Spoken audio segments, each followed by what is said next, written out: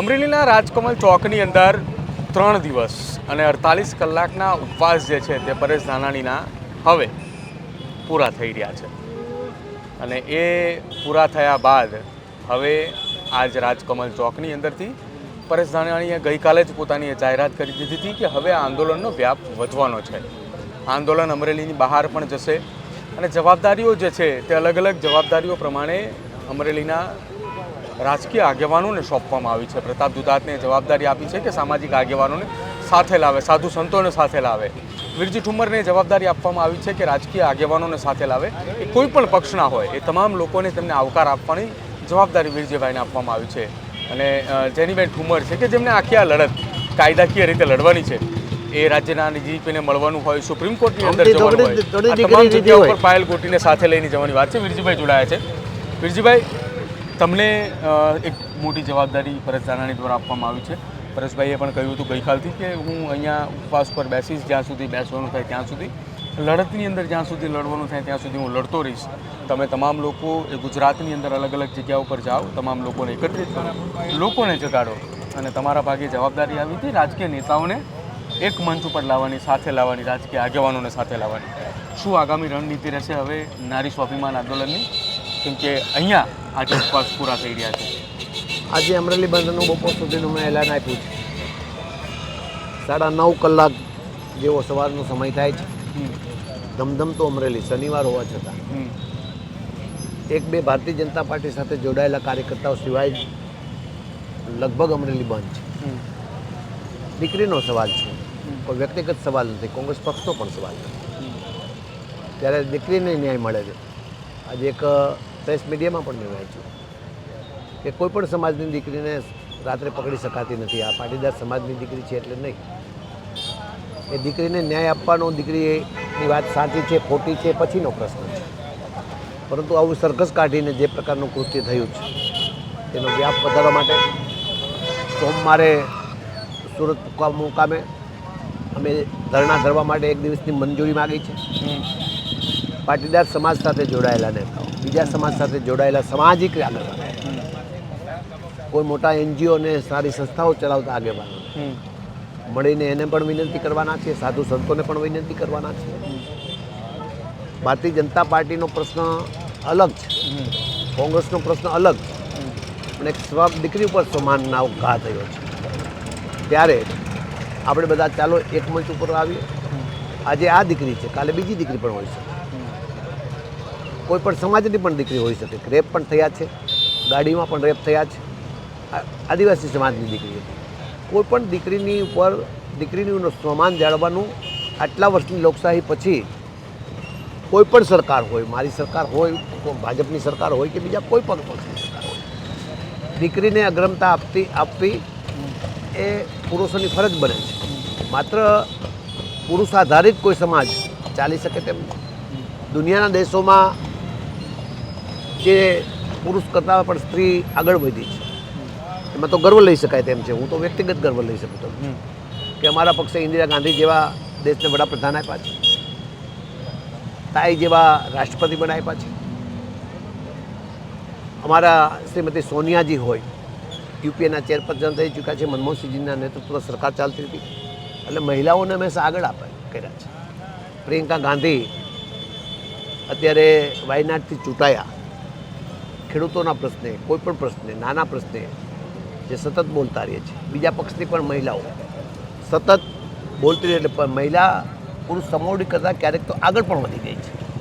ત્યારે આ મહિલાનું સન્માન જળવાની ગુજરાતની ફરજ એટલા માટે વધે છે કે ગુજરાત ઉપર લોકોનું ધ્યાન રહેતું હોય છે. ગાંધીનું ગુજરાત છે, સરદારનું ગુજરાત છે, લોકશાહીના પાયો સ્થાપનાર ગુજરાત છે. અને હાલ દેશના વડાપ્રધાન ગુજરાતી છે, ગૃહપ્રધાન ગુજરાતી છે. ત્યારે નારી સન્માનની વાતો કરનારી કોઈ પણ સરકાર હોય એમાં તમામ સમાજને સાથે રાખીને નારીનું સન્માન જળવવા માટે પરેશભાઈએ જુદા જુદા જે આગેવાનોને સાથે રાખીને મને ફરજ સોંપી છે, તે ફરજ અદા કરવા માટેના મારા પ્રયાસો હશે. અમારી પાર્ટી તરફથી નહીં પણ તમામ સમાજ તરફથી અઢારે બધા આપે જોયું છે 3 દિવસથી ઉપવાસ જે ચાલી રહ્યા છે. આજે ન્યૂઝ ચેનલની કોઈ પણ ચેનલ ખોલીએ, યુટ્યુબની કોઈ પણ વાત કરીએ, કોઈ પ્રેસ મીડિયા સવારમાં પ્રિન્ટ મીડિયા જોઈએ તો અમરેલી દીકરી પાયલ અમરેલીને થયેલો અન્યાય અને પોલીસે કરેલી આ પરિસ્થિતિનું નિર્માણ માત્ર ને માત્ર અમરેલીના લેખો લખાય. નિવૃત્ત કક્ષાના આઈજી રમેશ તવાણીએ ગઈકાલે જે લેખ લખ્યો એ લેખ લખીને એને આંકડાઓ સાથે નહીં પણ એમને જુદા જુદા ચુકાદાઓ સાથે જે માહિતી આપી છે. ડીએસપી દીકરીને પાછળ ઊભી રાખે અને પ્રેસ કોન્ફરન્સ કાઢે કેવી રીતની દીકરીની સલામતીની વાતો કરાય છે, કઈ દીકરી માટેની વાતો થાય છે. તમે તમારા બદલાની ભાવનાથી, આ અમારો પ્રશ્ન છે, દીકરી કરતાં તમે તમારી બદલાની ભાવનાથી, આ તમારો પ્રશ્ન નથી, તમારા પક્ષનો પ્રશ્ન છે. તમે ભ્રષ્ટાચાર કરો છો, તમે 40 લાખ રૂપિયા લ્યો છો, એ આપના પાર્ટીના વિવાદો ચાલે છે. એમાં નથી કોંગ્રેસને લેવા દેવા, નથી સામાજિક કોઈ આગેવાનો લેવા, નથી ધાર્મિક સંસ્થાનો લેવા દેવા. એ તમારા એકબીજાને બદલાને પાડી દેવાની ભાવનાથી પાયલ ગોટી પાટીદાર સમાજની છે, પણ એક દીકરી, એ દીકરી ઉપર જે પરિસ્થિતિ નિર્માણ કરવા માટેના જે પ્રયાસો થયા એ સંપૂર્ણ નિંદનીય છે. વખોડી કાઢું છું. અમરેલી બંધનું એલાન આપ્યું ત્યારે દંડક પોતાની ઘરે અત્યારે મળતા નથી, પણ પોતાની ઘરે એમની સાથે જોડાયેલ પક્ષના કાર્યકર્તાઓ જે વેપારીઓ છે એમને બોલાવીને જમાડીને એમ કે કાલે અમરેલી બંધ ન થવા દેતા. કયા પ્રકારની વાત છે? આટલો બધો બદલાની ભાવ. અને એ દીકરી પ્રત્યે વેપારીઓને જોડાવો તો એને સામેથી એમ કેવું છે, મોટું મન રાખવું હોય તો સામેથી એમ કેવું છે. શ્રીમતી સોનિયા ગાંધીએ, રાહુલ ગાંધી અને પ્રિયંકા ગાંધી આપ જોયું હશે, એના પૂજ્ય પિતા શ્રી રાજીવ ગાંધીના ટુકડે ટુકડા થઈ ગયા. એમનું શરીરની એક આંગળી પણ ઘરે ન લાવી શક્યા અને ફોટા ઉપર સ્મશાન યાત્રા ગયા. એમને માફ કરવાની વાત આવી તો ફટ દઈને માફ કરી દીધા. આ કોંગ્રેસ પાર્ટી છે કે જેને હમણાં કુટુંબને ભાના કરી નાખ્યું, છતાં પણ એના જે દોષિતો છે એને માફ કરી દેવા માટેનું આવડું મોટું મન રાખી શકાય. એક દીકરી માટે મોટું મન નથી રાખી શકાતું અને દીકરીની સન્માનની વાતો કરો છો. રાતે ઘરે જમવા બોલાવીને એમ વેપારીને કહ્યું તમે ખુલ્લું રાખજો, તમે બધાને કહી દેજો, નહીંતર હું જોઈ લઈશ. શું જોઈ લેશું ભાઈ? અચ્છા, આ ઘટના ક્યારે બની હતી? રાતે વેપારીને બોલાવવામાં આવ્યું? ગઈકાલની ઘટના છે? ગઈકાલે મને મળતા હમણાં સમાચાર હું અહીંયા દાખલ થયો ત્યારે હા કે કૌશિકભાઈ બધાને કાલે એમને પોતાના ગામે બોલાવ્યા અને કીધું કે બળ પ્રયોગ કરવો પડતો કરજો, પણ અમરેલી ખુલ્લું રહે તેના માટેના તમામ પ્રયાસો કરજો. આ કોંગ્રેસનું જે આંદોલન છે એ નિષ્ફળ જાય તેવા આપણે પ્રયાસો કરવાના. આ કોંગ્રેસનું આંદોલન જ નથી પ્રથમ તો, કારણ કે પોતે ગાંડા થઈ ચૂક્યા હોય એવું લાગે છે. આ કોંગ્રેસનું આંદોલન નથી. તમામ વલણને અમારો ક્યાંય કોંગ્રેસનો ખેસ જોયો છે? જેનીબેન પોતાની ગાડીમાં ગયા, પરેશભાઈ પોતાની મળવા ગયા, હું પોતે મળવા ગયો, અમે ક્યાંય ખેસ જોયો છે? તમે આપે જોયું છે? ભાજપવાળા તો તમારી સાથે ચર્ચા કરવા પહેલાં ખેસ પહેરે. આમાં ક્યાંય કોંગ્રેસનો ખેસ, ક્યાંય ધ્વજ પતાકડું કોંગ્રેસનું છે? અમે પણ પાર્ટી ચલાવીએ છીએ, અમે કોઈ ભજન મંડળી નથી ચલાવતા.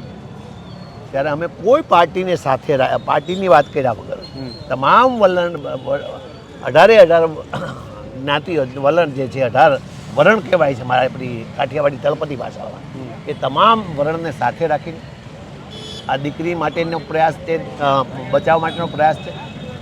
અમે તો વેપારીઓને કાલે મારા સ્પીચમાં પણ કહ્યું છે, આજે તમારી દીકરી આ દીકરી છે, કાલે બીજી દીકરી હોઈ શકે, બીજી પછી કોઈ દીકરી હોઈ શકે. દીકરીની સલામતી ન જોખાય એ જોવાની તમામની ફરજ બને છે અને એ ફરજના ભાગરૂપે અમારો આ કાર્યક્રમ છે. આપ જોઈ શકો છો એક પણ જગ્યાએ અમે કોઈ જગ્યાએ કાર્યક્રમનું આયોજન કરવામાં આવ્યું છે સોમવારે. સુરતની અંદર કયા કયા નેતાઓ ઉપસ્થિત રહેશે, સામાજિક આગેવાનો ઉપસ્થિત રહેવા માટેની તૈયારી અત્યારથી શરૂઆત કરવામાં આવી છે? આવતીકાલે સાંજે હું પોતે સુરત પહોંચી જઈશ. સામાજિક અમારા આગેવાનો છે, અમરેલી સાથે જોડાયેલા છે, મોટા ડાયમંડ કિંગ ગણાય છે, એમને વિનંતી કરશું. બીજી સામાજિક સંસ્થાઓ ચાલી રહી છે એને વિનંતી કરશું. અહીંયા અમારા સામાજિક સંસ્થાઓ ચલાવનારા ટ્રસ્ટીઓ છે એને વિનંતી કરશું. ભારતીય જનતા પાર્ટી સાથે જોડાયેલા અને અત્યારે ભારતીય જનતા પાર્ટી ચૂંટાયેલા નેતાઓ ન હોય, દીકરીના સન્માન માટે જો અમારી સાથે ચાલતા હોય એને પણ વિનંતી કરશું. આપ પક્ષના પણ આગેવાનો ત્યાં છે, કોર્પોરેટરો છે, એને પણ વિનંતી કરશું. બીજા પણ જે છે દીકરીના સન્માનની વાત છે એમાં આ આંદોલનને ટેકો આપે એના માટે વિનંતી કરશું. અમે પત્ર આપી દીધો છે. સરકાર લોમ વિલંબમાં છે કે ઉત્તરાયણ જેવો પર્વ છે અને પરિપત્ર જાહેર કરવા માગે છે કે 15 દિવસ સભા સરઘસો ન કરવા. તો શાંત જીતે પણ આંખો સરકારની ઉઘડે. હજુ સરકારની આંખો ઉઘડી છે કે કેમ મને ખબર નથી. મારી બેન, તમને મને અન્યાય થાય તો મને તમારો ભાઈ દિલ્હી જાય છે, 50 પૈસાનું પોસ્ટકાર્ડ લખજો, એવી વાતો કરનારા આ દેશના વડાપ્રધાન, રાજ્યના મુખ્યમંત્રી રહી ચૂક્યા છે. ત્યારે એની ઉપર કેવડો બહેનોને વિશ્વાસ હશે? એ વિશ્વાસ આજે ફળીભૂત થતો નથી. એટલે આ સૂઈ ગયેલી સરકારને જગાડવા માટેનો અમારો પ્રયાસ હજુ વધારે મજબૂત બનાવવા માટેનો અમારા દાવો છે. પરેશભાઈની તબિયત જે છે તે સતત ગઈકાલે લથડી રહી હતી. તેમની માતા પણ આવ્યા હતા. માતાએ થોડી હિંમત આપી ને ત્યારબાદ ઓઆરએસનું થોડું પાણી લીધું, કારણ કે ગ્લુકોઝ સતત તેમનું ઘટી રહ્યું હતું, સુગર લેવલ ઘટી રહ્યું હતું. થોડા સમય પહેલાં જ એમની એક મેજર સર્જરી થઈ રહી હતી, તેમ છતાંય દીકરીને ન્યાય અપાવવા માટે હજુ પણ અલગ બેઠા છે. એમાં રાજનીતિ કઈ છે? એમની તબિયતનું ખ્યાલ રાખ્યા સિવાય એમની માતાએ સ્ટેજ ઉપર આપવું પડે. દુઃખ જ છે. ભારતીય જનતા પાર્ટી, તમને જો થોડીક શરમ તો દુઃખ જ છે. પરેશભાઈ દાનાણી વિરોધ પક્ષનો નેતા રહી ચૂક્યો, કેબિનેટ મંત્રી કક્ષાનો દરજ્જો ભોગવતો નથી. એની માતાએ આવીને વિનંતી કરવી પડે, મારે એક સિનિયર આગળ તરીકે આદેશ આપવો પડે, અને પછી ઓઆરએસ લઈને થોડું ગ્લુકોઝ આપવું પડ્યું. પછી ડૉક્ટર, પ્રાઇવેટ ડૉક્ટર પણ આવ્યા અને લીંબુનું શરબત પાયું. પછી એને થોડું બેલેન્સ જળવાયું, અને બેલેન્સ જળવાયા પછી અત્યારે એની તબિયત સ્વસ્થ છે. અમે તો આશા રાખીએ છીએ કે લોકો માટે લડતો આવો અમારો એક કોંગ્રેસનો યુવાન હજુ પણ વધારે લડી શકે, તેના માટે ભગવાન એને વધારે તંદુરસ્તી બક્ષે અને પરેશભાઈની તબિયત વધારે મજબૂત બનીને લોકોના ન્યાય માટે લડતા રહે તેવી મારી લાગણી છે. એટલે પરેશભાઈને આદેશ પણ અમારે આપવા પડ્યા છે. અત્યારે ગ્લુકોઝ લેવલ બરાબર છે. આજે મારા આંદોલન બપોરે પૂરું કરીએ છીએ. અમરેલી બંધનું એલાન આપ્યું છે અને અમરેલી અત્યારે તમારી સાથે વાત કરું છું 9:30 જેવું થયું છે. સામે તમે આપ પણ જોઈ શકો, તમામ દુકાનો બંધ છે. એક મેડિકલ સ્ટોર ખુલ્લો જ, પણ મેડિકલ સ્ટોર ખુલ્લો રાખવા માટે કોઈને મુશ્કેલી ન પડે એટલે અમે કહ્યું છે. બાકીના એના 2-3 ટાયા હશે એ કદાચ ખુલ્લી રાખે છે, પણ અમરેલીના વેપારીઓ પણ સહકાર આપી રહ્યા છે. એનો પણ મને ગર્વ છે. આ સહકાર વિજી ઠુમર કે પરેશ ધાનાણીને, આ કોંગ્રેસ પક્ષને નથી, પણ એક દીકરીને થતા અન્યાયને સહકાર આપ્યો છે.